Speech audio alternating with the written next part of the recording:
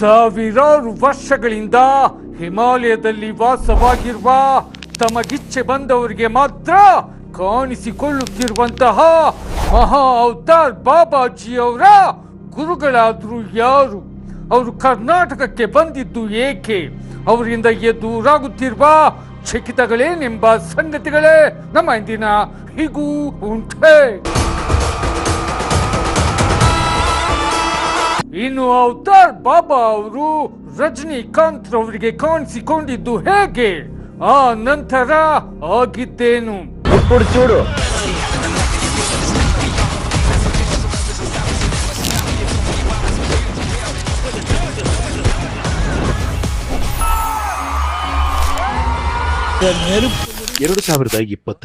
December 12ನೇ ತಾರೀಕಿನಂದು super star Rajinikanth ರವರು ತಮ್ಮ 75ನೇ ಹುಟ್ಟುಹಬ್ಬವನ್ನ ಜೊತೆಗೆ ತಮ್ಮ 50 ವರ್ಷಗಳ ಯಶಸ್ವಿ ಸಿನಿ ಪಯಣವನ್ನ ಆಚರಿಸಿಕೊಂಡರು. என்ன பாக்குற? சும்மா அதறதுல அடடா நம்ம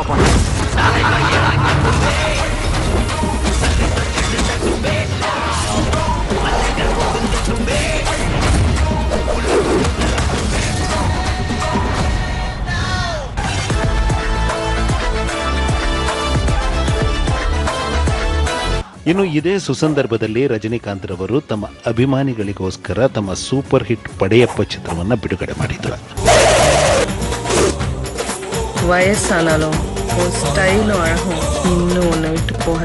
ಇನ್ನು ಅಂದು ರಜನಿಕಾಂತ್ ರವರು ತೆಗೆದುಕೊಂಡಂತಹ ನಿರ್ಧಾರದಂತೆ ಆಗಿದ್ದರೆ 1999ರಲ್ಲಿ ರಿಲೀಸ್ ಆದಂತಹ ಈ ಪಡೆಯಪ್ಪ ಚಿತ್ರವೇ ರಜನಿಕಾಂತ್ ರವರ ಕೊನೆಯ ಚಿತ್ರವಾಗಿರುತ್ತಿತ್ತು.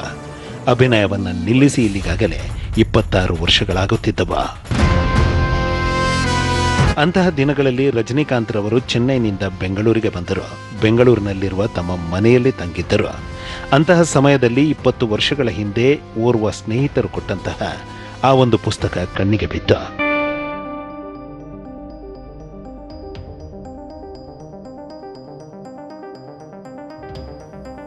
ಇನ್ನು ಆ ಪುಸ್ತಕವನ್ನ ಓದುತ್ತಿರಬೇಕಾದರೆ ರಜನಿಕಾಂತ್ ರವರಿಗೆ ಒಂದು ವಿಚಿತ್ರ ಎದುರಾಯಿತು. ಹಾಗೆ ಎದುರಾದ ವಿಚಿತ್ರವೇ ಒಂದು ಬೆಳಕು ಪುಸ್ತಕದಿಂದ ಹೊರಬರಲು ಆರಂಭಿಸಿತು.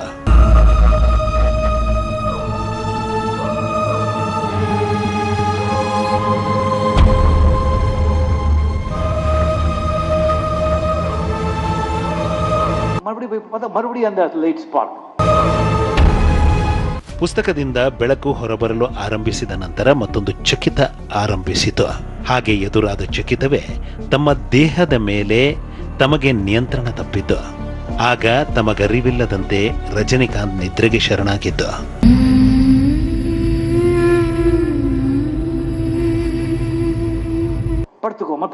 அதே மாதிரி ரெசிஸ்ட் பண்ண முடியல, அங்கே கட்டில் இருந்து படுத்துட்டேன். ನಿದ್ರೆಗೆ ಶರಣಾದ ನಂತರ ರಜನಿಕಾಂತ್ ರವರಿಗೆ ಮತ್ತೊಂದು ಚಕಿತ ಎದುರಾಯಿತಂತೆ. ಹಾಗೆ ಎದುರಾದ ಚಕಿತವೇ ಆ ಒಂದು ಮುದ್ರೆಯನ್ನ ಹಾಕಿಕೊಳ್ಳಿರೆಂದು ಯಾರೋ ಹೇಳಿದಂತಾಗಿದ್ದು. ಆ ಮುದ್ರೆಯನ್ನ ರಜನಿಕಾಂತ್ ಹಾಕಿಕೊಂಡಿದ್ದು. ಅಂತಹ ಮುದ್ರೆಯನ್ನ ಹಾಕಿಕೊಂಡ ನಂತರ ಮತ್ತೊಂದು ಚಕಿತ ಎದುರಾಯಿತಂತೆ. ಹಾಗೆ ಎದುರಾದ ಚಕಿತವೇ ಒಂದು ಬೆಳಕು ತಮ್ಮನ್ನ ಸುತ್ತಲು ಆರಂಭಿಸಿದ್ದು. ಆ ಬೆಳಕು ದೇಹದೊಳಕ್ಕೆ ಸೇರಿದ್ದು.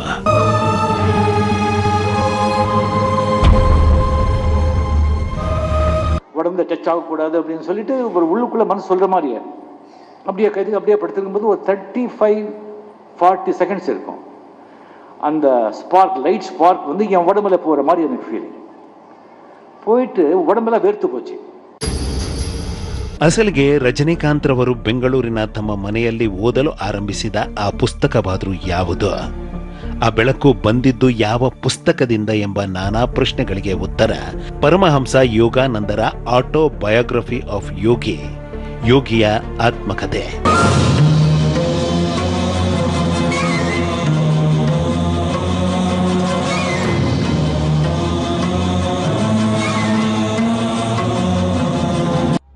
ಈ ಪುಸ್ತಕವನ್ನ ಓದುತ್ತಿರಬೇಕಾದ್ರೆ ಯಾವ ಪುಟದಲ್ಲಿ ಆ ಬೆಳಕು ಬರಲು ಆರಂಭಿಸಿತ್ತೆಂಬ ಪ್ರಶ್ನೆಗಳಿಗೆ ಉತ್ತರ ಈ ಪುಸ್ತಕದಲ್ಲಿನ ಆ ಒಂದು ಪುಟದಲ್ಲಿನ ಮಹಾ ಅವತಾರ್ ಬಾಬಾಜಿ ಅವರ ಫೋಟೋದಿಂದ ಎಂಬುದು.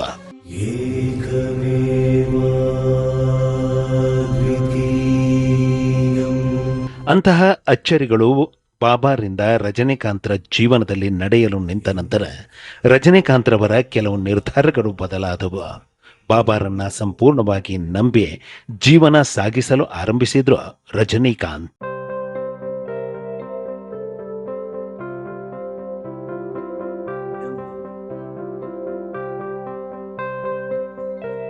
ಇನ್ನು 2000 ವರ್ಷಗಳಿಂದ ಹಿಮಾಲಯದಲ್ಲಿ ಕಾಣಿಸಿಕೊಳ್ಳುತ್ತಿರುವ, ದೇಶ ವಿದೇಶಗಳಲ್ಲಿ ಕಾಣಿಸಿಕೊಳ್ಳುತ್ತಿರುವ, ಸಹಸ್ರಾರು ಜನರಿಗೆ ಕಾಣಿಸಿಕೊಂಡು ಅಚ್ಚರಿಗಳನ್ನು ಎದುರಾಗಿಸುತ್ತಿರುವ ಅವತಾರ್ ಬಾಬಾರವರಿಗೆ ಓರ್ವ ವಿಸ್ಮಯಕಾರಿ ಗುರುಗಳು ಇದ್ದಾರೆ.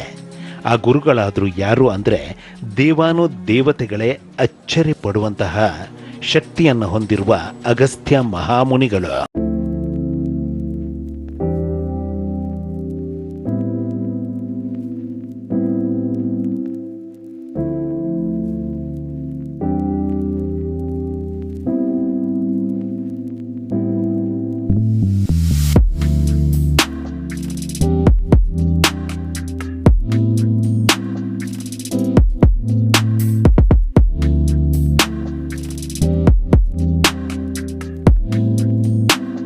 ಅಗಸ್ತ್ಯ ಮಹಾಮುನಿಗಳಲ್ಲಿನ ಶಕ್ತಿ ಎಂತಹದ್ದು ಅಂದ್ರೆ ಅವರು ಇಡೀ ಸಮುದ್ರವನ್ನ ಕುಡಿದು ದೇವಾನು ದೇವತೆಗಳನ್ನ ಬಿಚ್ಚಿ ಬೀಳಿಸಿದಂಥವರು, ಆ ಮೂಲಕ ರಕ್ಕಸರನ್ನ ನಡುಗಿಸಿದಂಥವರು.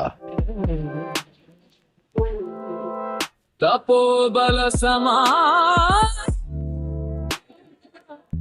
ಅಗಸ್ತ್ಯಾಯ ನಮೋ. ದೇವಾನು ದೇವತೆಗಳಿಗೆ ರಕ್ಕಸರು ಚಿತ್ರಹಿಂಸೆಯನ್ನ ನೀಡಲು ನಿಂತರು.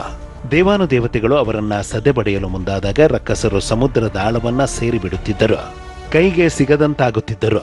ಆಗ ಅಗಸ್ತ್ಯ ಮಹಾಮುನಿಗಳು ಇಡೀ ಸಮುದ್ರದಲ್ಲಿನ ನೀರನ್ನ ಕುಡಿದು ಬಿಟ್ಟರು, ರಕ್ಕಸರನ್ನ ಆಚೆ ಬರುವಂತೆ ಮಾಡಿಬಿಟ್ಟರು.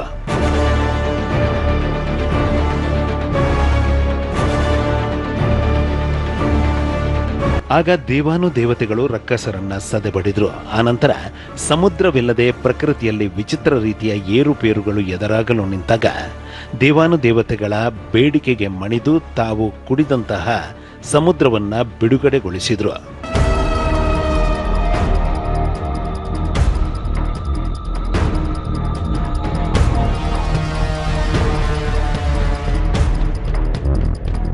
ಆಪತ್ಕಾಲದಲ್ಲಿ ದೇವಾನು ದೇವತೆಗಳಿಗೆ ಸಹಾಯ ಮಾಡಲು ನಿಂತ ಅಗಸ್ತ್ಯ ಮಹಾಮುನಿಗಳನ್ನ ಕಾಣಲು ಹಾಗೂ ಅವರಿಂದ ಆಶೀರ್ವಾದ ಪಡೆಯಲು ಶಿವ ಪರಮಾತ್ಮರನ್ನ ಹೊರತುಪಡಿಸಿ ದೇವಾನು ದೇವತೆಗಳು ಅಗಸ್ತ್ಯರು ಇರುವಲ್ಲಿಗೆ ಬರುತ್ತಿದ್ದರು. ಅದೊಮ್ಮೆ ಭೂಮಂಡಲದಲ್ಲಿ ಒಂದು ವಿಚಿತ್ರ ಸೃಷ್ಟಿಯಾಗಿಬಿಟ್ಟಿತು. ಭೂಕಂಪನಗಳು, ಚಂಡಮಾರುತಗಳು, ಪ್ರವಾಹಗಳು.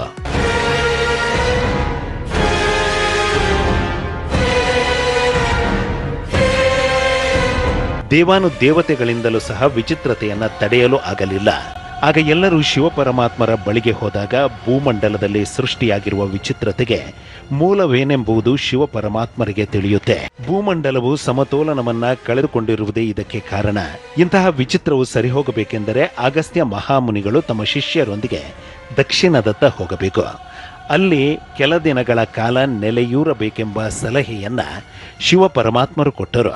ಮಹಾದೇವನ ಆದೇಶದಂತೆ ಅಗಸ್ತ್ಯ ಮಹಾಮುನಿಗಳು ತಮ್ಮ ಶಿಷ್ಯರೊಂದಿಗೆ ದಕ್ಷಿಣದ ಕಡೆಗೆ ಬಂದರು, ಬೆಂಗಳೂರಿನ ಕಡೆಗೆ ಬಂದರು.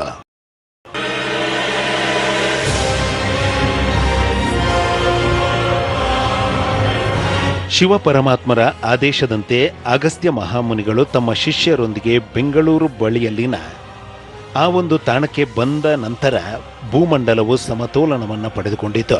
ಆರಂಭವಾಗಿದ್ದ ಭಾರಿ ಪ್ರಮಾಣದ ವಿಕೋಪಗಳು ನಿಂತು ಹೋದವು.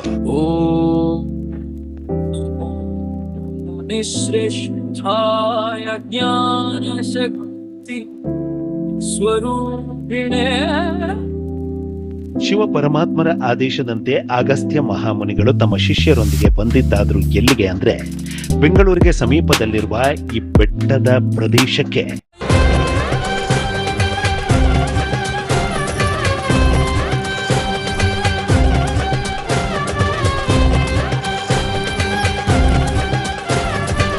ಈ ಬೆಟ್ಟ ಅಂತಿಂತಹ ಬೆಟ್ಟವಲ್ಲ. ಮುಂಚೆ ಇಲ್ಲಿ ಏನೇನು ಇರಬೇಕು, ಏನೇನು ಮಹತ್ತರಗಳು ಅಚ್ಚರಿಗಳು ನಡೆಯಬೇಕು, ಈ ಬೆಟ್ಟ ಹೇಗೆ ಕಾಣಬೇಕೆಂದು ಲೆಕ್ಕಾಚಾರ ಮಾಡಿ ಶಿವಪರಮಾತ್ಮರು ಸೃಷ್ಟಿ ಮಾಡಿದಂತಹ ಬೆಟ್ಟವಿದು.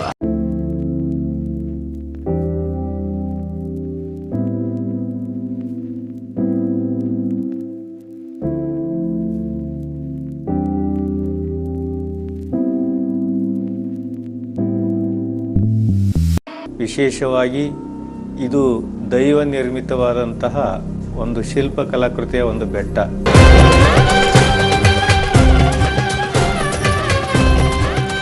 ಇದು ದೈವ ನಿರ್ಮಿತ ಬೆಟ್ಟವೆಂಬುದನ್ನ ತಮ್ಮ ತಪೋಜ್ಞಾನದಿಂದ ತಿಳಿದ ಋಷಿಮುನಿಗಳು ಈ ಬೆಟ್ಟದ ಕಡೆಗೆ ಬರಲು ನಿಂತರು.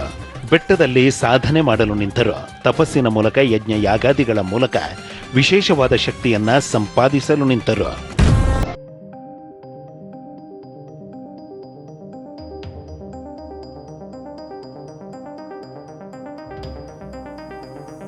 ಈ ಬೆಟ್ಟದಲ್ಲಿ ಋಷಿಮುನಿಗಳು ಯಜ್ಞ ಯಾಗಾದಿಗಳನ್ನು ಮಾಡಲು ನಿಂತ ನಂತರ, ಸಾಧನೆಗೆ ನಿಂತ ನಂತರ, ಅಂತಹ ಸಾಧನೆಗೆ ಭಂಗ ಉಂಟು ಮಾಡಲು ಓರ್ವ ರಾಕ್ಷಸ ಮುಂದಾದ. ಹಾಗೆ ಮುಂದಾದ ಆ ರಾಕ್ಷಸನೇ ರಕ್ತಬೀಜಾಸುರ.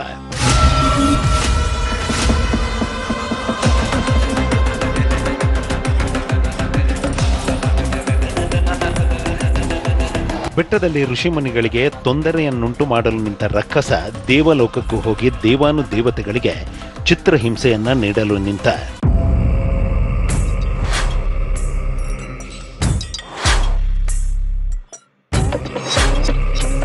ರಕ್ತ ಬೀಜಾಸುರನನ್ನ ಸೋಲಿಸಲು ಇಂದ್ರ ದೇವನಿಂದಲೂ ಸಹ ಸಾಧ್ಯವಾಗಲಿಲ್ಲ.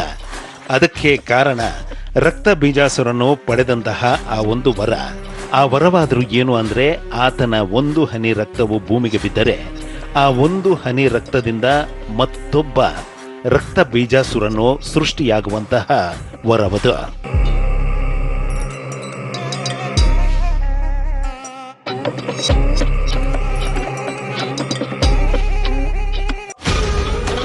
ಇನ್ನು ಹಿಂಸೆಯನ್ನ ತಾಳಲಾರದೆ ಋಷಿಮುನಿಗಳು, ದೇವಾನುದೇವತೆಗಳು ಜಗನ್ಮಾತೆಗೆ ಮೊರೆ ಹೋದರು.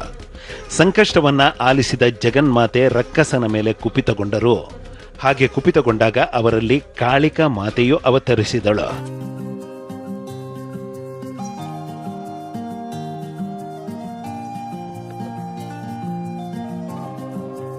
ಉಗ್ರ ಕಾಳಿಕಾ ಮಾತೆಯ ರೂಪದಲ್ಲಿ ಕಾಣಿಸಿಕೊಂಡ ಜಗನ್ಮಾತೆ ಒಂದು ಹನಿ ರಕ್ತವು ಭೂಮಿಗೆ ಬೀಳದಂತೆ ಅದನ್ನ ಕುಡಿಯುತ್ತಾ ರಕ್ತ ಬೀಜಾಸುರನನ್ನ ಸಂಹಾರ ಮಾಡಿದ್ರು.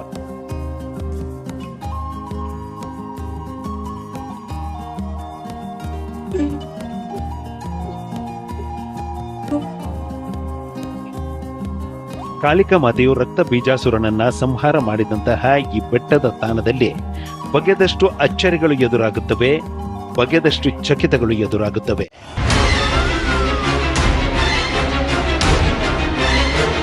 ಇವರ ಹೆಸರು ಸಿದ್ಧಲಿಂಗ ಸ್ವಾಮಿ ಅಂತ. ಹೀಗೆ 5 ವರ್ಷಗಳ ಹಿಂದೆ ಇವರನ್ನ ನಿಮೋನಿಯಾ ಸಮಸ್ಯೆ ಆವರಿಸಿತು. ಶ್ವಾಸಕೋಶಗಳು ಸರಿಯಾಗಿ ಕೆಲಸ ಮಾಡದಂತಾದವು. ದೊಡ್ಡ ದೊಡ್ಡ ಆಸ್ಪತ್ರೆಗಳಲ್ಲಿ ನಡೆದಂತಹ ಪ್ರಯತ್ನಗಳು ವಿಫಲವಾದವು. ವೈದ್ಯರು ಉಳಿಯೋದಿಲ್ಲ ಅಂತ ಹೇಳಿಬಿಟ್ಟರು. ಡಾಕ್ಟರ್ಸ್ ಹತ್ರ ಡೌಟೇ ಹೇಳಿದ್ರು ಸರ್. ಆಗಲೇ ನವಂಬರ್ದಾಗ ಅಡ್ಮಿಟ್ ಆಗಿದ್ದು, 23rd ನಂತರ ಆಗಂಗಿಲ್ಲ ಅಂತ ಡೇಟು ಸತ ಫಿಕ್ಸ್ ಮಾಡಿದ್ರು. ಇನ್ನು ಬದುಕುಳಿಯುವುದು ಕಷ್ಟಕರವೆಂದು ತಿಳಿದ ನಂತರ ಸಿದ್ಧಲಿಂಗ ಸ್ವಾಮಿಯವರು ಮಡದಿ ಮಕ್ಕಳನ್ನ ನೆನೆದು, ಪೋಷಕರನ್ನ ನೆನೆದು ಕಣ್ಣೀರಿಡಲು ನಿಂತರು. ಅಂತಹ ಸಮಯದಲ್ಲಿ ಆ ಬೆಟ್ಟದಲ್ಲಿ ನೆಲೆಯೂರಿರುವ ಆ ಓರ್ವ ಗುರುಗಳನ್ನ ನೆನೆಯಲು ನಿಂತರು.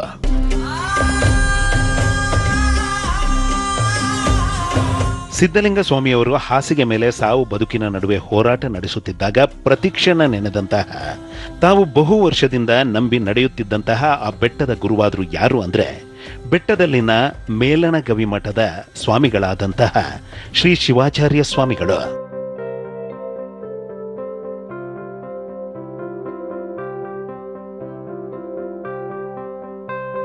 ಸಿದ್ಧಲಿಂಗ ಸ್ವಾಮಿಗಳು ಆಸ್ಪತ್ರೆಯಲ್ಲಿ ಸಾವು ಬದುಕಿನ ನಡುವೆ ಹೋರಾಟ ನಡೆಸುತ್ತಿದ್ದಾಗ ಮೇಲಣಗವಿ ಮಠದ ಸ್ವಾಮಿಗಳು ಆಸ್ಪತ್ರೆಗೆ ಬಂದರು. ಸಿದ್ಧಲಿಂಗ ಸ್ವಾಮಿಯವರಲ್ಲಿ ಧೈರ್ಯ ತುಂಬಿದ್ರು. ನಾನು ಬೆಟ್ಟದಲ್ಲಿನ ಆ ಒಂದು ಗುಹೆಗೆ ಹೋಗಿ ಅವರಲ್ಲಿ ಮನವಿ ಮಾಡುವೆ, ಅವರು ನಿನ್ನನ್ನ ಪ್ರಾಣಾಪಾಯದಿಂದ ಪಾರು ಮಾಡುತ್ತಾರೆಂದು ಹೇಳಿದ್ರು. ಅಂತೆಯೇ ಮೇಲಣಗವಿ ಮಠದ ಶಿವಾಚಾರ್ಯ ಸ್ವಾಮಿಗಳು ಬೆಟ್ಟವನ್ನ ಹತ್ತಿದ್ರು. ಆ ಗುಹಾ ಮಂದಿರದೊಳಕ್ಕೆ ಹೋದರು. ಗುಹಾ ಮಂದಿರದಲ್ಲಿ ನೆಲೆಯಾಗಿರುವ ವೀರಭದ್ರ ಸ್ವಾಮಿಯ ಮುಂದೆ ನಿಂತು ಬೇಡಲು ನಿಂತರು.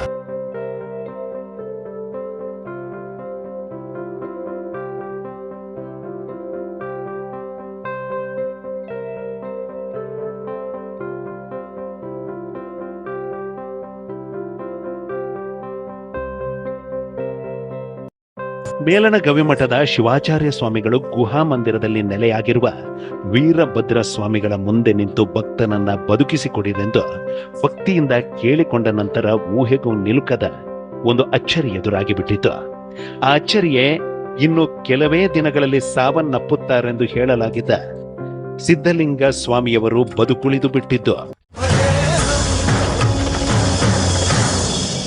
ಆ ಟೈಮಲ್ಲಿ ಎಲ್ಲ ಒಳ್ಳೇದಾಗತ್ತೆ, ವೀರಭದ್ರ ಎಲ್ಲ ಒಳ್ಳೇದು ಮಾಡ್ತಾನೆ ಅಂತ ಒಳ್ಳೆ ಆಶೀರ್ವಾದ ಮಾಡಿದ್ರು. ಆ ಬಲದಿಂದಲೇ ನಾನು ಮತ್ತೆ ಪುನರ್ಜನ್ಮ ತಾಳಿ ಈಗಲೂ ಆ ಮಠದ ಸೇವೆ ಮಾಡಿಕೊಂಡು ಇಲ್ಲೇ ಮಠದಲ್ಲೇ ಇದೆ. ಡಾಕ್ಟರ್ ಸಹತೇ ಡೌಟೇ ಹೇಳಿದ್ರು ಸರ್. ಆಗಲೇ ನಾನು ನವಂಬರ್ದಾಗ ಅಡ್ಮಿಟ್ ಆಗಿದ್ದು. 23rd ನಂತರ ಆಗಂಗೆ ಇಲ್ಲ ಅಂತ ಡೇಟು ಸಹ ಫಿಕ್ಸ್ ಮಾಡಿದ್ರು. ಆದರೂ ನನಗೆ ಇದೊಂದು ಮಿರಾಕಲ್, ಈ ಗುರುಗಳ ಆಶೀರ್ವಾದ ಮತ್ತು ವೀರಭದ್ರ ಸ್ವಾಮಿ ಕೃಪಾ ಕಟಾಕ್ಷದಿಂದಲೇ ನಾನು ಪುನರ್ಜನ್ಮ ತಾಳಿ ಬಂದು ಮತ್ತೆ ಈ ಥರ ಇಲ್ಲೇ ಮಠದಲ್ಲಿ ಸೇವೆ ಮಾಡ್ಕೊಂಡು ಇರೋದು. ಭಾಳಷ್ಟು ಆರೋಗ್ಯ ತಪ್ಪಿದಂಥ ಸಂದರ್ಭದೊಳಗೆ ನಾವು ದೇವ್ರಿಗೆ ನಡ್ಕೊಂಡಿವಿ. ಆ ನಡ್ಕೊಂಡ ತಕ್ಷಣ ನಮಗೆ ಇವತ್ತಿಗೂ ಕೂಡ ಯಾವ ಕಾಯಿಲೆನಿಲ್ಲ, ಆರಾಮಾಗಿದ್ದೀವಿ ಅಂತಂದರೆ ಅಲ್ಲಿ ಕೇಳ್ಕೊಂಡಿದ್ದು ಪರವಾಗಿಲ್ಲ. ನಮಗೆ ಒಂದು ಸಂದರ್ಭ ಭಾಳ ತೊಂದರೆ ಆಗಿತ್ತು ಆರೋಗ್ಯ. ಅಂಥ ಸಂದರ್ಭದಲ್ಲಿ ಕೂಡ ನಾವು ಆಸ್ಪತ್ರೆಗಿಂತ ಹೆಚ್ಚಾಗಿ ನಮ್ಮ ಆಸ್ಪತ್ರೆ ಅದೇ, ಆ ದೇವ್ರ ಹತ್ರ ನಾವು ಕೇಳ್ಕೊಂಡಿವಿ ಅಂತಂದರೆ ನಮಗೆಲ್ಲವೂ ಕೂಡ ಪರಿಹಾರ ಆಗುವಂಥ. ಸಹಸ್ರಾರು ಜನರ ಕಷ್ಟಗಳನ್ನು ಪರಿಹರಿಸಿರುವ, ಇಚ್ಛೆಗಳನ್ನು ಈಡೇರಿಸಿರುವ ಈ ಶಕ್ತಿಶಾಲಿ ವೀರಭದ್ರ ಸ್ವಾಮಿಯ ವಿಗ್ರಹವನ್ನ ಈ ಗುಹೆಯಲ್ಲಿ ಪ್ರತಿಷ್ಠಾಪಿಸಿದ್ದು ಯಾರೆಂಬ ಪ್ರಶ್ನೆಗಳಿಗೆ ಉತ್ತರ ಶಿವನ ಸಾಧ್ಯೋಜಾತ ಮುಖದಿಂದ ಜನಿಸಿದಂತಹ ಶ್ರೀ ಜಗದ್ಗುರು ರೇಣುಕಾಚಾರ್ಯರು.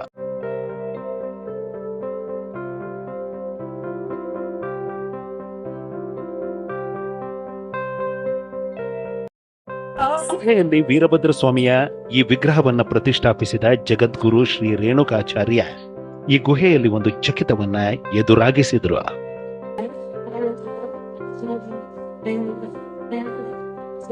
ತಾವು ಸಂಪೂರ್ಣವಾಗಿ ನಂಬಿರುವಂತಹ ನೊಣವಿನ ಕೆರೆಯ ಅಚ್ಚಯ್ಯನವರಿಂದ ಉಪಮುಖ್ಯಮಂತ್ರಿಗಳಾದ ಡಿ.ಕೆ. ಶಿವಕುಮಾರ್ ರವರಿಗೆ ಒಂದು ಸಲಹೆ ಸಿಕ್ಕಿತು, ಒಂದು ಆದೇಶವಾಯಿತು. ಅಂತಹ ಸಲಹೆಯಂತೆ, ಆ ಒಂದು ಆದೇಶದಂತೆ ಡಿ.ಕೆ. ಶಿವಕುಮಾರ್ ರವರು ಈ ಗುಹಾ ಮಂದಿರಕ್ಕೆ ಬಂದರು.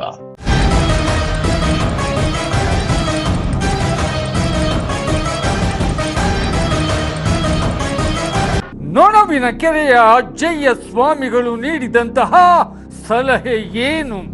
ಡಿ.ಕೆ. ಶಿವಕುಮಾರ್ ಅವರು ಆ ಬೆಟ್ಟಕ್ಕೆ ಹೋಗಿದ್ದು ಏಕೆ? ಅಂದು ಆ ಗುಹೆಯಲ್ಲಿ ಎದುರಾದಂತಹ ಚಕಿತವೇನು?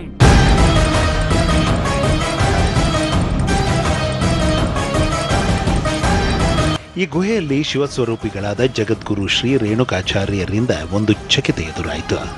ಹಾಗೆ ಎದುರಾದ ಚಕಿತವಾದರೂ ಏನು ಅಂದರೆ, ರಂಭಾಪುರಿ ಮಠದ ಶ್ರೀ ರೇಣುಕಾಚಾರ್ಯರು ತಮ್ಮ ಉತ್ತರಾಧಿಕಾರಿಗಳಾದ ಶ್ರೀ ರುದ್ರಮುನಿ ಶಿವಾಚಾರ್ಯರಿಗೆ ದೀಕ್ಷೆಯನ್ನು ಕೊಡುವಂತಹ ಸಮಯದಲ್ಲಿ ಕಳಶದಲ್ಲಿ ನೀರು ಇರುವುದಿಲ್ಲ. ಆಗ ರೇಣುಕಾಚಾರ್ಯರು ವೀರಭದ್ರನನ್ನ ನೆನೆದು ತಮ್ಮ ಕಮಂಡಲದಿಂದ ಕಲ್ಲಿನ ಬಂಡೆಗೆ ಹೊಡೆದಾಗ ನೀರು ಬಂಡೆಯೊಳಗಿಂದ ಉಕ್ಕಲು ಆರಂಭಿಸಿತು. ಹಾಗೆ ಶತಶತಮಾನಗಳ ಹಿಂದೆ ಶ್ರೀ ರೇಣುಕಾಚಾರ್ಯ ತಪೋಶಕ್ತಿಯಿಂದ ಬಂಡೆಯಿಂದ ಚಿಮ್ಮಿದ ನೀರು ಇಂದಿಗೂ ಸಹ ಹರಿಯುತ್ತಿದೆ. ಅದು ಕಲಶ ತೀರ್ಥವೆಂದು, ಹೊಳ್ಕಲ್ ತೀರ್ಥವೆಂದು ಖ್ಯಾತಿಯನ್ನು ಹೊಂದಿದೆ. ಬೇಡಿ ಬರುವ ಜನರಿಗೆ ಅಚ್ಚರಿಗಳನ್ನು ಎದುರಾಗಿಸುತ್ತಿರುವ ತೀರ್ಥವಾಗಿದೆ.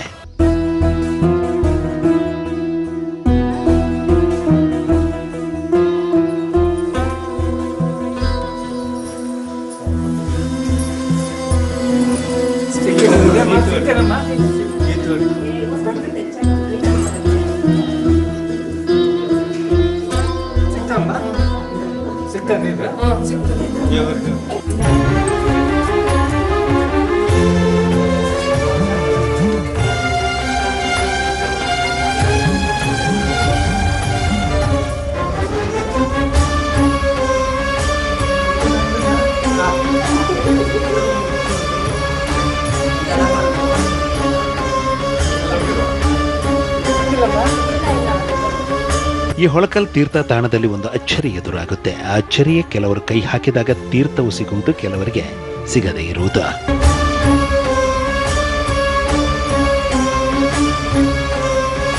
ಫಸ್ಟ್ ಟೈಮು ಒಂದ್ಸಲ ಸಿಕ್ಕಿತ್ತು ಒಳಕಲ್ ಒಳಕಲ್ ತೀರ್ಥದಲ್ಲಿ. ಇನ್ನು ಇದು ಸೇರಿ 3ನೇ ಟೈಮು ಒಂದ್ಸಲನೂ ಸಿಕ್ಕಿಲ್ಲ. ನೋಡ್ಬೇಕು, ಇನ್ನು ಬರ್ಬೇಕು ಅನ್ನೋ ಪ್ರಯತ್ನ ಇದೆ. ದೇವ್ರ ಆಶೀರ್ವಾದ ಸಿಗ್ಬೇಕು ಅನ್ನೋದು ಇದೆ. ನಾನು ಇನ್ನೂ ಪ್ರಯತ್ನ ಮಾಡ್ಬೇಕೇನೋ, ಇನ್ನೂ ದೇವ್ರ ಸನ್ನಿಧಿಗೆ ಬರ್ಬೇಕೇನೋ, ಅದಕ್ಕೆ ಇನ್ನೂ ಪ್ರಯತ್ನ ಈ ತರ ನಡೀತಾ ಇದೆಯೇನೋ ಅಂತ ಅನಿಸ್ತಿದೆ ಅಷ್ಟೇ. ಅಮ್ಮ ನೀವೆಷ್ಟು ನಾವು ಇದೇ ಫಸ್ಟ್ ಬಂದಿರೋದು, ನೀರು ಸಿಕ್ಕಿದೆಯಾ? ನಾವು ಇವ್ರ ಜೊತೆಲೇ ಬಂದಿರೋದು. ಖುಷಿ ಆಯ್ತಾ? ಖುಷಿ ಆಯ್ತು. ಜಗದ್ಗುರು ರೇಣುಕಾಚಾರ್ಯ ಚಮತ್ಕಾರಿ ಶಕ್ತಿಯಿಂದ ಇಂದಿಗೂ ಸಹ ಉಕ್ಕಿ ಹರಿಯುತ್ತಿರುವ ಈ ಹೊಳಕಲ್ ತೀರ್ಥವು ಸಹಸ್ರಾರು ಜನರ ಸಮಸ್ಯೆಗಳನ್ನು ನೀಗಿದಂತಹ, ಇಚ್ಛೆಗಳನ್ನು ಈಡೇರಿಸಿದಂತಹ ಪವಿತ್ರ ತೀರ್ಥವಾಗಿದೆ.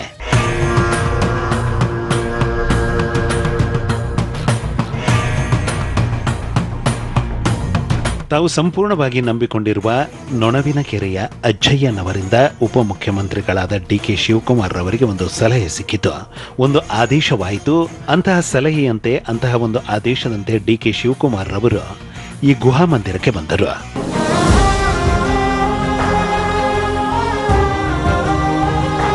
ಅಜ್ಜಯ್ಯನವರ ಆದೇಶದಂತೆ ಇಲ್ಲಿಗೆ ಬಂದ ಡಿ.ಕೆ. ಶಿವಕುಮಾರ್ ಅವರು ತಮ್ಮ ಹೊಸ ಮನೆಯ ಗೃಹ ಪ್ರವೇಶದ ಪೂಜೆಗಾಗಿ ಇಲ್ಲಿನ ಹೊಳಕಲ್ ತೀರ್ಥವನ್ನ ತೆಗೆದುಕೊಂಡು ಹೋದರು.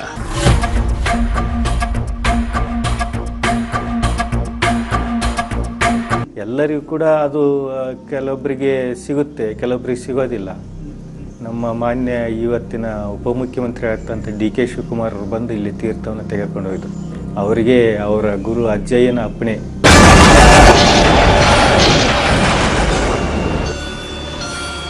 ರಕ್ತ ಬೀಜಾಸುರನನ್ನ ಸಂಹರಿಸಿದ ನಂತರ ಕಾಳಿಕೆಯ ಮಾತೆಯು ಈ ಬೆಟ್ಟದ ಗುಹೆಯಲ್ಲಿ ಹೊನ್ನಾದೇವಿಯಾಗಿ, ಸ್ವರ್ಣಾಂಬಿಕೆಯಾಗಿ ನೆಲೆ ನಿಂತರು. ಊಹೆಗೂ ನಿಲುಕದ ಅಚ್ಚರಿಗಳನ್ನ ಎದುರಾಗಿಸಲು ನಿಂತರು.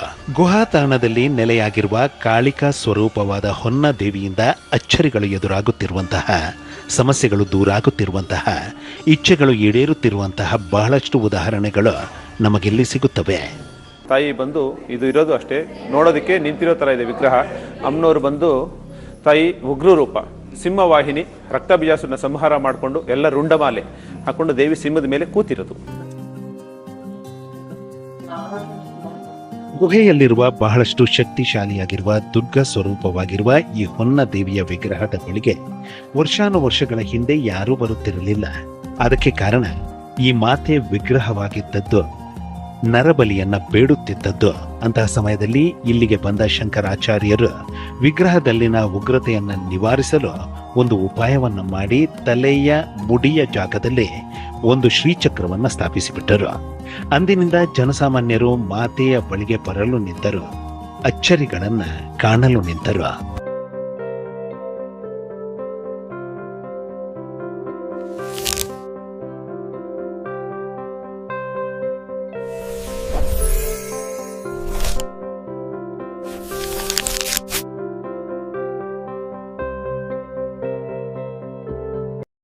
ಇನ್ನು ರಕ್ತ ಬೀಜಾಸುರನನ್ನ ಸಂಹಾರ ಮಾಡಿದ ನಂತರ ಮಾತೆಗೆ ಬಾಯಾರಿಕೆಯಾಗುತ್ತೆ.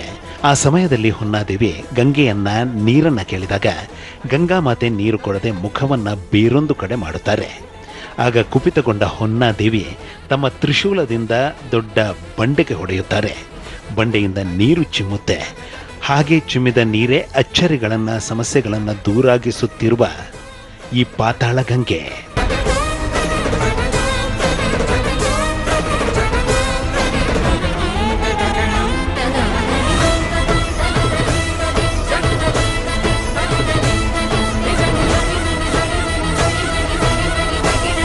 ಇನ್ನು ಪಾತಾಳ ಗಂಗೆ ಉಕ್ಕಿ ಹರಿದಾಳು, ಊರನ್ನ ಕೊಚ್ಚಿಕೊಂಡು ಹೋದಾಳೆಂದು ಯೋಚಿಸಿದ ಹೊನ್ನಾದೇವಿಯು ಇಲ್ಲಿ ತನ್ನ ಮಗನನ್ನ ಕಾವಲಿಗಿರಿಸಿದ್ರು. ಗಂಗೆ ಉಕ್ಕಿ ಹರಿಯದಂತೆ ನೋಡಿಕೊಳ್ಳಿರೆಂದು ಆಗ್ರಹಿಸಿದ್ರು. ಇನ್ನು ಇಲ್ಲಿ ಕಾವಲು ಕಾಯುತ್ತಿರುವ ಹೊನ್ನಾದೇವಿಯ ಮಗನಾದ್ರೂ ಯಾರು ಅಂದ್ರೆ ವೀರಭದ್ರ ಸ್ವಾಮಿ.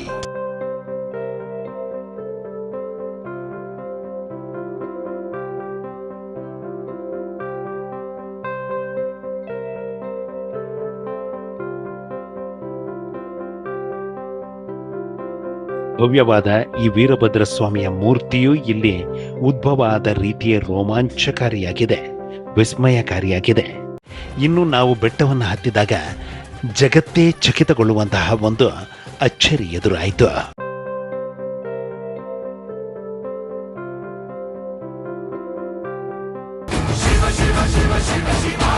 ನಾವು ಬೆಟ್ಟವನ್ನು ಹತ್ತಿದಾಗ ಬಯಲಾದ ಕುತೂಹಲಕಾರಿ ಸಂಗತಿಯಾದರೂ ಏನು, ಎದುರಾದಂತಹ ಚಕಿತವೇನು ತಿಳಿಯೋಣ ಮುಂದಿನ ಭಾನುವಾರ ರಾತ್ರಿ 10:30ಕ್ಕೆ. ಇಂತಹ ಹಲವು ಸಂಗತಿಗಳ ನಡುವೆ ನಮ್ಮನ್ನು ಕಾಡುವಂತಹ ಕಟ್ಟ ಕಡೆಯ ಪ್ರಶ್ನೆ ಹೀಗೂ ಉಂಟೆ.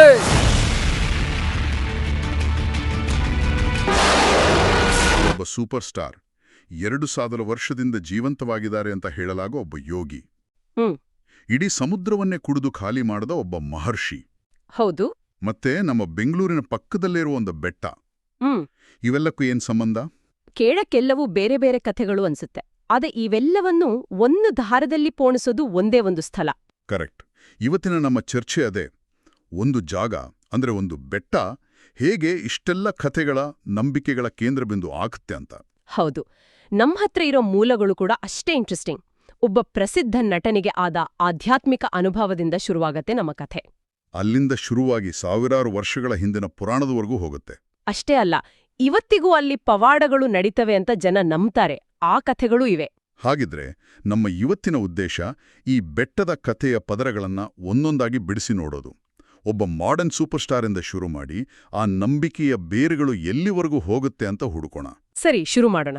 ಓಕೆ, ನಮ್ಮ ಕತೆ ಶುರುವಾಗೋದು 1999ರಲ್ಲಿ.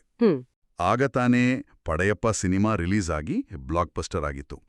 ಆದ್ರೆ ಸೂಪರ್ ಸ್ಟಾರ್ ರಜನಿಕಾಂತ್ ಮಾತ್ರ ಅವರಿಗೆ ನಟನೆ ಸಾಕು ಅನ್ನೋ ಮನಸ್ಥಿತಿ ಬಂದಿತ್ತು. ಹೌದು, ಸಿನಿಮಾ ಸಾಕು, ನಿಲ್ಸಿಬಿಡೋಣ ಅಂತ ಗಂಭೀರವಾಗಿ ಯೋಚನೆ ಮಾಡ್ತಿದ್ರು.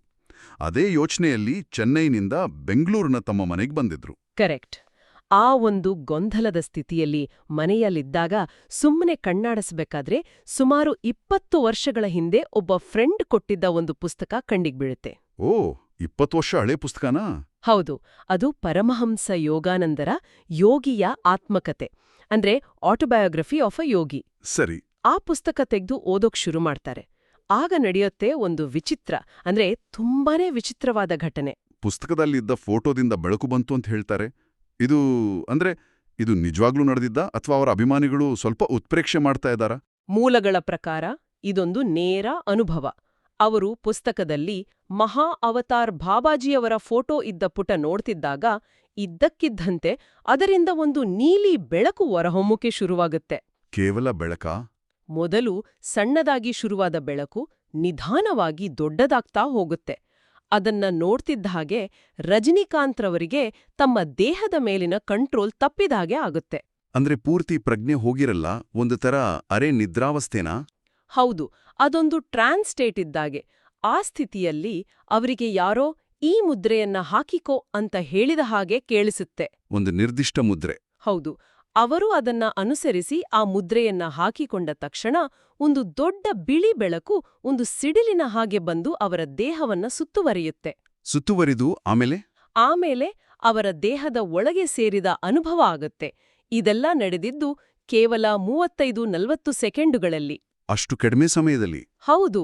ಆ ಒಂದು ಘಟನೆ ಅವರ ಜೀವನದ ದಿಕ್ಕಿನ್ನೇ ಬದಲಾಯಿಸಿತು ಮತ್ತು ಮಹಾ ಅವತಾರ್ ಬಾಬಾಜಿ ಮೇಲೆ ಅವರ ನಂಬಿಕೆ ಅಚಲವಾಯಿತು ಅಂತ ಮೂಲಗಳು ಹೇಳ್ತವೆ.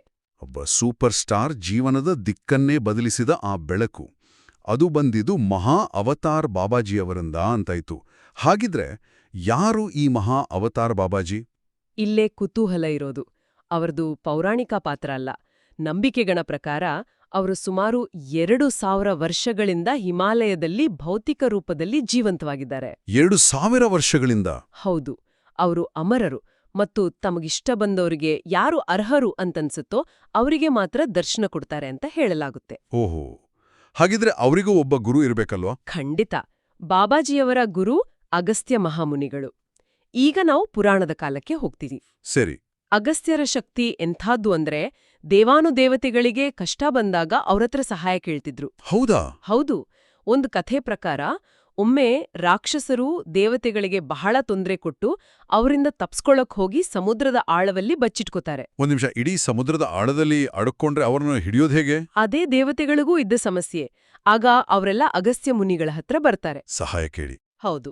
ದೇವತೆಗಳ ಕೋರಿಕೆಯ ಮೇರೆಗೆ ಅಗಸ್ತ್ಯರು ತಮ್ಮ ತಪಶ್ಶಕ್ತಿಯಿಂದ ಇಡೀ ಸಮುದ್ರದ ನೀರಿನ್ನೇ ಆಪೋಷಣ ತಗೊಂಡ್ಬಿಡ್ತಾರೆ. ಏನು? ಇಡೀ ಸಮುದ್ರವನ್ನೇನಾ? ಅಂದ್ರೆ ಕುಡಿದು ಖಾಲಿ ಮಾಡ್ಬಿಡ್ತಾರಾ? ಹೌದು, ಕುಡಿದು ಖಾಲಿ ಮಾಡ್ಬಿಡ್ತಾರೆ. ಇದನ್ನ ನಾವು ಅಕ್ಷರಶಃ ತಗೋಬೇಕಾ ಅಥವಾ ಇದೊಂದು ರೂಪಕಾನ? ಪೌರಾಣಿಕ ಕಥೆಗಳಲ್ಲಿ ಇದನ್ನ ಅಕ್ಷರಶಃ ನಡೆದ ಘಟನೆ ಅಂತಾನೆ ಬಣ್ಣಿಸಲಾಗುತ್ತೆ. ಸಮುದ್ರ ಬರಿದಾದಾಗ ರಾಕ್ಷಸರು ಹೊರಬರ್ಲೇಬೇಕಾಗುತ್ತೆ ಅಲ್ವಾ? ಹೌದು, ಬೇರೆ ದಾರಿನೇ ಇರಲ್ಲ. ಆಗ ದೇವತೆಗಳು ಅವರನ್ನ ಸಂಹಾರ ಮಾಡ್ತಾರೆ. ನಂತರ ದೇವತೆಗಳ ಮನವಿಯಂತೆ ಅಗಸ್ತ್ಯರು ಮತ್ತೆ ನೀರನ್ನ ಬಿಡುಗಡೆ ಮಾಡಿ ಸಮುದ್ರವನ್ನ ತುಂಬಿಸ್ತಾರೆ. ಅವರ ಶಕ್ತಿ ಆ ಮಟ್ಟದಾಗಿತ್ತು. ಅದ್ಭುತ. ಹಾಗಿದ್ರೆ ಈ ಅಗಸ್ತ್ಯ ಮುನಿಗಳಿಗೂ ನಾವು ಮಾತಾಡ್ತಿರೋ ಬೆಟ್ಟಕ್ಕೂ ಏನ್ ಸಂಬಂಧ? ಸಂಬಂಧ ಇದೆ.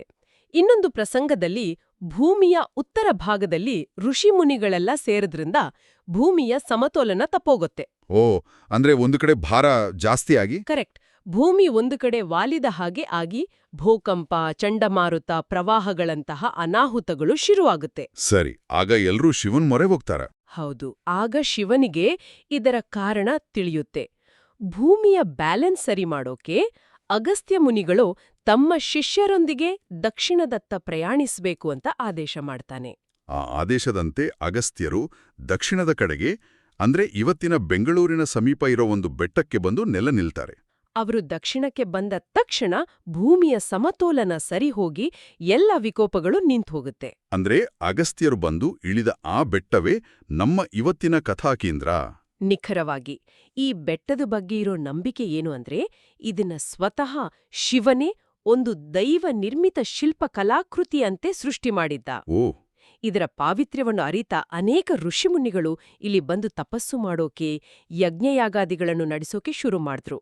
ಸರಿ, ಒಂದು ಪವಿತ್ರ ಸ್ಥಳ ಸೃಷ್ಟಿಯಾಯಿತು. ಆದ್ರೆ ಸಾಮಾನ್ಯವಾಗಿ ಇಂಥ ಕಥೆಗಳಲ್ಲಿ ಒಬ್ಬ ಖಳನಾಯಕ ಇರಬೇಕಲ್ಲ? ಖಂಡಿತ ಇದ್ದ. ರಕ್ತಬೀಜಾಸುರ ಅನ್ನೊಬ್ಬ ರಾಕ್ಷಸ. ಅವನು ಋಷಿಗಳ ಈ ಸಾಧನೆಗಳಿಗೆಲ್ಲ ಅಡ್ಡಿಪಡಿಸ್ತಿದ್ದ. ಅವನಿಗೆ ಬ್ರಹ್ಮನಿಂದ ಒಂದು ವಿಚಿತ್ರವಾದ ವರ ಸಿಕ್ಕಿತ್ತು. ಏನಾ ವರ? ಅವನ ದೇಹದಿಂದ ಒಂದು ಹನಿ ರಕ್ತ ನೆಲಕ್ಕೆ ಬಿದ್ರೂ ಅದರಿಂದ ಮತ್ತೊಬ್ಬ ರಕ್ತಬೀಜಾಸುರ ಹುಟ್ಕೊಳ್ತಿದ್ದ. ಅಂದ್ರೆ ಅವನ ಜೊತೆ ಯುದ್ಧ ಮಾಡಿದಷ್ಟು ಅವನ ಸೈನ್ಯ ದೊಡ್ಡದಾಗ್ತಾನೆ ಹೋಗುತ್ತಾ? ಹೌದು. ಇದು ತುಂಬಾ ಜಟಿಲವಾದ ಸಮಸ್ಯೆ. ಅವನನ್ನ ಸೋಲಿಸೋದು ದೇವತೆಗಳ ರಾಜ ಇಂದ್ರನಿಗೂ ಅಸಾಧ್ಯವಾಗಿತ್ತು. ಓ. ಅವನ ಹಿಂಸೆ ತಾಳಲಾರದೆ ಋಷಿಗಳು ಮತ್ತು ದೇವತೆಗಳು ಜಗನ್ಮಾತೆಗೆ ಮೊರೆ ಹೋಗ್ತಾರೆ. ಸರಿ. ಅವರ ಪ್ರಾರ್ಥನೆ ಕೇಳಿ ಜಗನ್ಮಾತೆ ರಾಕ್ಷಸನ ಮೇಲೆ ಕೋಪಗೊಂಡು ಉಗ್ರ ಕಾಳಿಕಾಮಾತೆಯ ಅವತಾರ ತಾಳುತ್ತಾಳೆ. ಆ ಕಾಳಿಕಾಮಾತೆ ಅವನನ್ನು ಹೇಗೆ ಸಂಹಾರ ಮಾಡಿದ್ಲು? ಅವಳು ರಕ್ತಬೀಜಾಸುರನ ಜೊತೆ ಯುದ್ಧ ಮಾಡುವಾಗ ಅವನ ರಕ್ತದ ಒಂದೇ ಒಂದು ಹನಿ ಕೆಳಗೆ ಬೀಳದ ಹಾಗೆ ತನ್ನ ನಾಲಿಗೆಯನ್ನು ಚಾಚಿ ಕುಡಿಯುತ್ತಾ ಅವನನ್ನ ಸಂಹಾರ ಮಾಡಿದ್ಲು. ವಾವ್! ಈ ಘಟನೆ ನಡೆದಿದ್ದು ಇದೇ ಬೆಟ್ಟದಲ್ಲಿ? ಹೌದು, ಇದೇ ಬೆಟ್ಟದಲ್ಲಿ ಅಂತ ಪುರಾಣ ಹೇಳುತ್ತೆ. ಹಾಗಾಗಿ ಈ ಸ್ಥಳಕ್ಕೆ ಅಗಸ್ತ್ಯರಷ್ಟೇ ಅಲ್ಲ, ಆದಿಶಕ್ತಿಯ ಪಾದಸ್ಪರ್ಶವಾದ ಮಹತ್ವವೂ ಇದೆ. ಆದರೆ ಈ ಕತೆಗಳೆಲ್ಲ ಸಾವಿರಾರು ವರ್ಷಗಳ ಹಿಂದಿನವು. ಇವತ್ತಿನ ಕಾಲಕ್ಕೆ ಇದರ ಪ್ರಸ್ತುತತೆ ಏನು? ಇಲ್ಲೇ ವಿಷಯ ಇಂಟ್ರೆಸ್ಟಿಂಗ್ ಆಗೋದು. ಈ ಬೆಟ್ಟದ ಕಥೆಗಳು ಕೇವಲ ಪುರಾಣಕ್ಕೆ ಸೀಮಿತವಾಗಿಲ್ಲ. ಇವತ್ತಿಗೂ ಇಲ್ಲಿ ಪವಾಡಗಳು ನಡೀತವೆ ಅಂತ ಜನ ಬಲವಾಗಿ ನಂಬ್ತಾರೆ. ಓ ಹೌದಾ? ಅದಕ್ಕೆ ಉದಾಹರಣೆ ಇದೆಯಾ? ಇದೆ. ಸದ್ಯದ ಒಂದು ಉದಾಹರಣೆ ಅಂದ್ರೆ ಸಿದ್ಧಲಿಂಗ ಸ್ವಾಮಿಗಳ ಅನುಭವ. ಇದು ಇತ್ತೀಚಿನ ಘಟನೆಯಾ? ಹೌದು, ಸುಮಾರು 5 ವರ್ಷಗಳ ಹಿಂದೆ ನಡೆದಿದ್ದು. ಸಿದ್ಧಲಿಂಗ ಸ್ವಾಮಿಗಳಿಗೆ ತೀವ್ರವಾದ ನಿಮೋನಿಯಾ ಆಗಿ ಶ್ವಾಸಕೋಶಗಳು ಸಂಪೂರ್ಣವಾಗಿ ಕೆಲಸ ನಿಲ್ಲಿಸ್ಬಿಡ್ತವೆ. ಅಯ್ಯೋ. ಬೆಂಗಳೂರಿನ ದೊಡ್ಡ ದೊಡ್ಡ ಆಸ್ಪತ್ರೆಗಳಲ್ಲಿ ಚಿಕಿತ್ಸೆ ಕೊಡಿಸಿದ್ರೂ ಏನೂ ಪ್ರಯೋಜನ ಆಗಲ್ಲ. ಕೊನೆಗೆ ವೈದ್ಯರು ಇವರಿನ್ನೂ ಬದುಕುಳಿಯಲ್ಲ, ದಿನಾಂಕವನ್ನು ನಿಗದಿಪಡಿಸ್ಬಿಡ್ತಾರೆ. ಪರಿಸ್ಥಿತಿ ಅಷ್ಟು ಗಂಭೀರವಾಗಿತ್ತಾ? ತುಂಬಾನೇ ಗಂಭೀರವಾಗಿತ್ತು. ಆ ಹತಾಶೆಯ ಸ್ಥಿತಿಯಲ್ಲಿ ಸಿದ್ಧಲಿಂಗ ಸ್ವಾಮಿಯವರು ತಮಗೆ ವರ್ಷಗಳಿಂದ ನಂಬಿಕೆ ಇದ್ದ ಇದೇ ಬೆಟ್ಟದ ಮೇಲಿರೋ ಗವಿಮಠದ ಶ್ರೀ ಶಿವಾಚಾರ್ಯ ಸ್ವಾಮಿಗಳನ್ನು ಮನಸ್ಸಿನಲ್ಲಿ ಪ್ರಾರ್ಥಿಸ್ಕೊಳ್ತಾರೆ. ಆಮೇಲೆ ವಿಷಯ ಗುರುಗಳಿಗೆ ತಿಳಿಯುತ್ತಾ? ಹೌದು, ವಿಷಯ ತಿಳಿದ ಗುರುಗಳು ತಕ್ಷಣ ಆಸ್ಪತ್ರೆಗೆ ಬರ್ತಾರೆ. ಬಂದು ಸಿದ್ಧಲಿಂಗ ಸ್ವಾಮಿಯವರಲ್ಲಿ ಧೈರ್ಯ ತುಂಬಿ, ಹೌದು, ಹೆದರಬೇಡ, ನಾನು ಬೆಟ್ಟದಲ್ಲಿನ ಗುಹೆಗೆ ಹೋಗಿ ವೀರಭದ್ರ ಸ್ವಾಮಿಯಲ್ಲಿ ನಿನ್ನ ಪರವಾಗಿ ಮನವಿ ಮಾಡ್ತೀನಿ, ಅವರು ನಿನ್ನನ್ನು ಪ್ರಾಣಾಪಾಯದಿಂದ ಪಾರು ಮಾಡ್ತಾರೆ ಅಂತ ಹೇಳಿ ಹೊರಡ್ತಾರೆ. ಹೇಳಿದ ಹಾಗೆ ಹೋಗಿ ಪೂಜೆ ಸಲ್ಲಿಸ್ತಾರಾ? ಹೌದು. ಅವರು ಬೆಟ್ಟದ ಗುಹೆಯಲ್ಲಿರುವ ವೀರಭದ್ರ ಸ್ವಾಮಿಯ ಬಳಿ ಹೋಗಿ ವಿಶೇಷ ಪೂಜೆ ಪ್ರಾರ್ಥನೆ ಸಲ್ಲಿಸ್ತಾರೆ. ಆಮೇಲೆ ನಡೆದಿದ್ದು ಪವಾಡಾನ? ಎಲ್ಲರಿಗೂ ಆಶ್ಚರ್ಯ ಆಗೋ ಹಾಗೆ ಅಂದಿನಿಂದ ಸಿದ್ಧಲಿಂಗ ಸ್ವಾಮಿಯವರ ಆರೋಗ್ಯದಲ್ಲಿ ಚೇತರಿಕೆ ಕಾಣೋಕೆ ಶುರುವಾಗುತ್ತೆ. ವೈದ್ಯರೇ ಕೈಚೆಲ್ಲಿದ ವ್ಯಕ್ತಿ ಪವಾಡ ಸದೃಶ ರೀತಿಯಲ್ಲಿ ಸಂಪೂರ್ಣ ಗುಣಮುಖರಾಗಿ ಆಸ್ಪತ್ರೆಯಿಂದ ಡಿಸ್ಚಾರ್ಜ್ ಆಗ್ತಾರೆ. ಇದನ್ನ ಅವರು ತಮ್ಮ ಪುನರ್ಜನ್ಮ ಅಂತಾನೆ ಭಾವಿಸ್ತಾರೆ. ಇವತ್ತಿಗೂ ಆ ಮಠದ ಸೇವೆ ಮಾಡಿಕೊಂಡು ಅಲ್ಲೇ ಇದ್ದಾರೆ. ಅಂದ್ರೆ ಸಿದ್ಧಲಿಂಗ ಸ್ವಾಮಿಗಳ ಅನುಭವ ಕೂಡ ರಜನಿಕಾಂತ್ ಅವರಿಗಾದ ಅನುಭವದ ಹಾಗೇ ಒಂದು ರೀತಿಯಲ್ಲಿ ವೈಯಕ್ತಿಕ ಪವಾಡ. ಖಂಡಿತ. ಎರಡೂ ಕಡೆ ವಿಜ್ಞಾನಕ್ಕೆ ಮೀರಿದ ಒಂದು ಶಕ್ತಿಯ ಮೇಲಿನ ನಂಬಿಕೆ ಮತ್ತು ಅದರ ಫಲಿತಾಂಶ ಕಾಣಿಸುತ್ತೆ. ಇಂತಹ ನಂಬಿಕೆಯ ಇನ್ನೊಂದು ಅದ್ಭುತ ಈ ಬೆಟ್ಟದಲ್ಲಿದೆ. ಅದೇನು? ಅದೇ ಹೊಳಕಲ್ ತೀರ್ಥ. ಹೊಳಕಲ್ ತೀರ್ಥ ಅಂದ್ರೆ ಕಲ್ಲಿನೊಳಗಿನ ನೀರ? ಹೌದು. ಶತಮಾನಗಳ ಹಿಂದೆ ಜಗದ್ಗುರು ರೇಣುಕಾಚಾರ್ಯರು ತಮ್ಮ ಉತ್ತರಾಧಿಕಾರಿಗೆ ದೀಕ್ಷೆ ನೀಡುವ ಸಮಯದಲ್ಲಿ ಪೂಜೆಗೆ ನೀರು ಬೇಕಾಗತ್ತೆ. ಸರಿ. ಆಗ ಅವರು ವೀರಭದ್ರನನ್ನ ನೆನೆದು ತಮ್ಮ ಕೈಯಲ್ಲಿದ್ದ ಕಮಂಡಲದಿಂದ ಅಲ್ಲಿದ್ದ ಒಂದು ಕಲ್ಲಿನ ಬಂಡೆಗೆ ಹೊಡಿತಾರೆ. ಹೊಡ್ದ ತಕ್ಷಣ ಆ ಬಂಡೆಯಿಂದ ನೀರು ಚಿಮ್ಮೋಕೆ ಶುರುವಾಗತ್ತೆ. ಆ ನೀರು ಇವತ್ತಿಗೂ ಬರ್ತಿದ್ಯಾ? ಅದೇ ವಿಶೇಷ. ಆ ನೀರು ಇವತ್ತಿಗೂ ಆ ಬಂಡೆಯಿಂದ ನಿರಂತರವಾಗಿ ಹರಿತಿದೆ. ಆದ್ರೆ ಇದ್ರಲ್ಲೊಂದು ಟ್ವಿಸ್ಟ್ ಇದೆ. ಟ್ವಿಸ್ಟ್ ಏನದು? ಎಲ್ಲರಿಗೂ ಆ ನೀರು ಸಿಗಲ್ಲ. ಕೆಲವರು ಆ ತೀರ್ಥದ ಬಳಿ ಕೈ ಇಟ್ಟಾಗ ಅವರಿಗೆ ನೀರು ಸಿಗುತ್ತೆ. ಆದ್ರೆ ಇನ್ನು ಕೆಲವರಿಗೆ ಎಷ್ಟೇ ಪ್ರಯತ್ನಿಸಿದ್ರೂ ಒಂದು ಹಣಿಯೂ ಸಿಗುವುದಿಲ್ಲ. ಇದು ಕೇಳೋಕೆ ತುಂಬಾ ಆಸಕ್ತಿಕರವಾಗಿದೆ. ಅಂದ್ರೆ ಒಂದು ಸ್ಥಳವೇ ಯಾರಿಗೆ ಅನುಗ್ರಹಿಸ್ಬೇಕು ಯಾರಿಗೆ ಬೇಡ ಅಂತ ನಿರ್ಧರಿಸ್ತಾ? ಅಲ್ಲಿನ ಜನ ಇದನ್ನ ಭಕ್ತರ ನಂಬಿಕೆಯ ಪರೀಕ್ಷೆ ಅಂತ ಹೇಳ್ತಾರೆ. ಈ ನಂಬಿಕೆ ಸಾಮಾನ್ಯ ಜನರಲ್ಲಿ ಮಾತ್ರವಲ್ಲ, ದೊಡ್ಡ ರಾಜಕಾರಣಿಗಳಲ್ಲೂ ಇದೆ. ಉದಾಹರಣೆಗೆ ಇವತ್ತಿನ ಉಪಮುಖ್ಯಮಂತ್ರಿಗಳಾದ ಡಿ.ಕೆ. ಶಿವಕುಮಾರ್ ಅವರು ಕೂಡ ತಮ್ಮ ಗುರುಗಳಾದ ನೊಣವಿನಕೆರೆ ಅಜ್ಜಯ್ಯನವರ ಆದೇಶದಂತೆ ಇಲ್ಲಿಗೆ ಬಂದಿದ್ರು. ಹೌದಾ? ಹೌದು. ತಮ್ಮ ಹೊಸ ಮನೆಯ ಗೃಹ ಪ್ರವೇಶದ ಪೂಜೆಗಾಗಿ ಅವರು ಇದೇ ಹೊಳಕಲ್ ತೀರ್ಥವನ್ನು ತೆಗೆದುಕೊಂಡು ಹೋಗಿದ್ರು. ಅವರಿಗೂ ಸಹ ಈ ಸ್ಥಳದ ಮೇಲೆ ಅಚಲವಾದ ನಂಬಿಕೆ ಇದೆ. ಸರಿ. ಈಗ ಮತ್ತೆ ಪುರಾಣದ ಕಥೆಗೆ ಬರೋಣ. ರಕ್ತ ಬೀಜಾಸುರನ ಸಂಹಾರವಾಯಿತು. ಆಮೇಲೆ ಆ ಉಗ್ರ ಕಾಳಿಕಾಮಾತೆ ಏನಾದಳು? ರಕ್ತ ಬೀಜಾಸುರನನ್ನು ಸಂಹರಿಸಿದ ನಂತರ ಕಾಳಿಕಾಮಾತೆ ಶಾಂತಳಾಗಿ ಈ ಬೆಟ್ಟದ ಒಂದು ಗುಹೆಯಲ್ಲಿ ಹೊನ್ನದೇವಿ ಅಥವಾ ಸ್ವರ್ಣಾಂಬಿಕೆಯಾಗಿ ನೆಲೆಸಿದಳು ಅಂತ ನಂಬಿಕೆ. ಆದ ಮೂಲದಲ್ಲಿ ಆ ದೇವಿಯ ವಿಗ್ರಹ ನರಬಲಿಯನ್ನು ಬೇಡುವ ಉಗ್ರ ರೂಪದಲ್ಲಿತ್ತು. ಹಾಗಾಗಿ ಜನಸಾಮಾನ್ಯರು ಅದರ ಹತ್ತಿರ ಹೋಗೋಕೆ ಕೂಡ ಹೆದರ್ತಿದ್ರು. ಆಗ ಹೇಗೆ ಜನಸಾಮಾನ್ಯರ ಪೂಜೆಗೆ ಆ ದೇವಿ ಲಭ್ಯಳಾದಳು? ಆಗ ಆದಿಶಂಕರಾಚಾರ್ಯರು ಇಲ್ಲಿಗೆ ಬಂದು ದೇವಿಯ ಉಗ್ರತೆಯನ್ನು ಶಮನಗೊಳಿಸಲು ವಿಗ್ರಹದ ತಲೆಯ ಮೇಲೆ ಶ್ರೀಚಕ್ರವನ್ನು ಸ್ಥಾಪಿಸಿದರು ಅಂತ ಹೇಳಲಾಗುತ್ತೆ. ಶ್ರೀಚಕ್ರದ ಪ್ರಭಾವದಿಂದ ದೇವಿ ಶಾಂತಳಾದಳು. ಹೌದು. ಅಂದಿನಿಂದ ಸಾಮಾನ್ಯ ಜನರು ಭಯವಿಲ್ಲದೆ ದೇವಿಯ ಪೂಜೆ ಮಾಡಲು ಪ್ರಾರಂಭಿಸಿದರು. ಇಲ್ಲಿ ಬೇರೆ ಕಥೆಗಳೂ ಇವೆ ಅನ್ಸುತ್ತೆ. ಇದೆ. ಇಲ್ಲೊಂದು ಉಪಕಥೆ ಕೂಡ ಇದೆ. ರಕ್ತಬೀಜಾಸುರನ ಸಂಹಾರದ ನಂತರ ದೇವಿಗೆ ಬಹಳ ಬಾಯಾರಿಕೆಯಾದಾಗ ಆಕೆ ಗಂಗೆಯನ್ನು ನೀರಿಗಾಗಿ ಕರೆಯುತ್ತಾಳೆ. ಸರಿ. ಆದರೆ ಗಂಗಾಮಾತೆ ಬರೋಕೆ ನಿರಾಕರಿಸುತ್ತಾಳೆ. ಆಗ ಕೋಪಗೊಂಡ ದೇವಿ ತನ್ನ ತ್ರಿಶೂಲದಿಂದ ಅಲ್ಲೇ ಇದ್ದ ಬಂಡೆಗೆ ಹೊಡೆಯುತ್ತಾಳೆ. ಆಗ ಅಲ್ಲಿ ಪಾತಾಳಗಂಗೆ ಉಕ್ಕಿ ಹರಿಯಲು ಶುರುವಾಗುತ್ತೆ. ಪಾತಾಳಗಂಗೆ? ಅದರ ರಭಸ ಜೋರಿರ್ಬೇಕಲ್ಲ? ಹೌದು. ಆ ಗಂಗೆಯ ಪ್ರವಾಹವು ಇಡೀ ಊರನ್ನೇ ಮುಳುಗಿಸಬಹುದೆಂಬ ಆತಂಕ ಉಂಟಾಗುತ್ತೆ. ಆಗ ದೇವಿ ತನ್ನ ಮಗನಾದ ವೀರಭದ್ರ ಸ್ವಾಮಿಯನ್ನು ಅಲ್ಲಿ ಕಾವಲಿಗೆ ನಿಲ್ಲಿಸುತ್ತಾಳೆ. ಓ, ಹಾಗಾಗಿ ಅಲ್ಲಿ ವೀರಭದ್ರನಿಗೆ ಅಷ್ಟು ಮಹತ್ವ? ಹೌದು. ಇವತ್ತಿಗೂ ವೀರಭದ್ರ ಸ್ವಾಮಿ ಆ ಪಾತಾಳ ಗಂಗೆಗೆ ಕಾವಲಾಗಿದ್ದಾನೆ ಅನ್ನೋದು ಅಲ್ಲಿನ ಜನರ ದೃಢವಾದ ನಂಬಿಕೆ. ಹಾಗಿದ್ರೆ ನೋಡಿ, ಎಲ್ಲವೂ ಹೇಗೆ ಒಂದಕ್ಕೊಂದು ಸೇರ್ಕೊಳ್ತೆ. ಒಬ್ಬ ಆಧುನಿಕ ಸೂಪರ್ ಸ್ಟಾರ್ನ ಆಧ್ಯಾತ್ಮಿಕ ಹುಡುಕಾಟ, 2000 ವರ್ಷದ ಯೋಗಿ, ಸಮುದ್ರವನ್ನೇ ಕುಡಿದ ಋಷಿ, ರಾಕ್ಷಸ ಸಂಹಾರ ಮಾಡಿದ ದೇವಿ, ಇಂದಿನ ರಾಜಕಾರಣಿಗಳು ಮತ್ತು ಸಾಮಾನ್ಯ ಭಕ್ತರ ಪವಾಡದ ಅನುಭವಗಳು ಎಲ್ಲವೂ ಬೆಂಗಳೂರಿನ ಬಳಿಯ ಇದೊಂದೇ ಬೆಟ್ಟದಲ್ಲಿ ಬಂದು ಸಂಧಿಸುತ್ತವೆ. ಹೌದು. ಈ ಎಲ್ಲಾ ಕಥೆಗಳನ್ನ ಒಟ್ಟಿಗೆ ನೋಡಿದಾಗ ಒಂದು ಭೌಗೋಳಿಕ ಸ್ಥಳ ಅಂದ್ರೆ ಈ ಬೆಟ್ಟ ಹೇಗೆ ಕಾಲಾಂತರದಲ್ಲಿ ಆಧ್ಯಾತ್ಮಿಕ ಶಕ್ತಿಯ ಕೇಂದ್ರವಾಗಿ ಬೆಳೆಯುತ್ತೆ ಅನ್ನೋದಕ್ಕೆ ಇದೊಂದು ಉತ್ತಮ ಉದಾಹರಣೆ. ಖಂಡಿತ. ಇಲ್ಲಿ ಪುರಾಣ, ಜಾನಪದ ಮತ್ತು ಆಧುನಿಕ ಅನುಭವಗಳು ಒಂದರ ಮೇಲೊಂದು ಪದರಗಳ ಹಾಗೆ ಸೇರಿಕೊಂಡಿವೆ. ರಜನಿಕಾಂತ್ರವರ ಅನುಭವ ಈ ಸಾವಿರಾರು ವರ್ಷಗಳ ನಂಬಿಕೆಯ ಸರಪಳಿಯ ಸದ್ಯದ ಕೊಂಡಿಯಷ್ಟೇ. ಅಂದ್ರೆ ಈ ಸ್ಥಳದ ಶಕ್ತಿ ಕೇವಲ ಒಂದು ಕಥೆಯಲ್ಲಿಲ್ಲ. ಇಲ್ಲ, ಬದಲಿಗೆ ಅನೇಕ ಕಥೆಗಳು, ನಂಬಿಕೆಗಳು ಮತ್ತು ಅನುಭವಗಳು ಸೇರಿ ರೂಪಿಸಿರುವ ಒಂದು ಜೀವಂತ ಇತಿಹಾಸದಲ್ಲಿದೆ.